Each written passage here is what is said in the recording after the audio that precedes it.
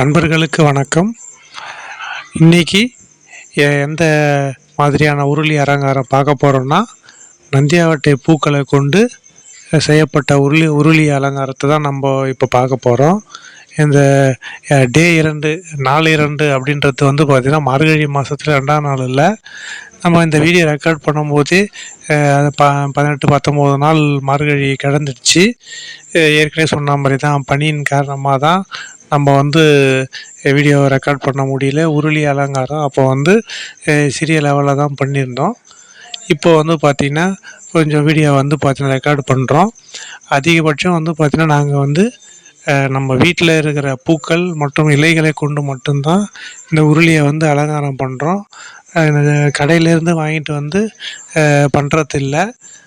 ஆனால் வந்து இப்போ நீங்கள் வந்து பார்த்திங்கன்னா உங்கள்கிட்ட பூக்களோ இல்லை இலைகளோ கிடைக்காத பட்சத்தில் நீங்கள் கடையிலேருந்து வாங்கி கூட வந்து பார்த்திங்கன்னா அலங்காரம் பண்ணலாம். அதெல்லாம் ஒன்றும் தப்பு கிடையாது.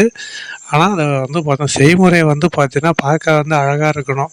இப்போ நம்ம வீட்டுக்கு யாராவது ஒருத்தர் வராங்க, பார்க்கும்போது ஆடா நல்லா இருக்கே அப்படின்னு நான் நினைக்கும் போதே அவங்க மனசில் இருக்கிற அந்த கெட்டதெல்லாம் போயிடும்.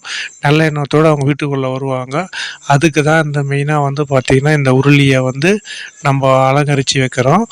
இது வீட்டு வாசலில் வைக்கும்போது தெருவில் போகிறவங்க கூட நம்ம வீட்டை பார்த்துட்டு எந்த வித கண்ணாரோ வேறு எதுவும் வந்து நினைக்காம நல்ல விதமாக பார்க்கணுன்றதுக்காக தான் இப்படி செய்கிறோம். நீங்களும் இப்படி செஞ்சு பாருங்கள். நன்றி, வணக்கம்.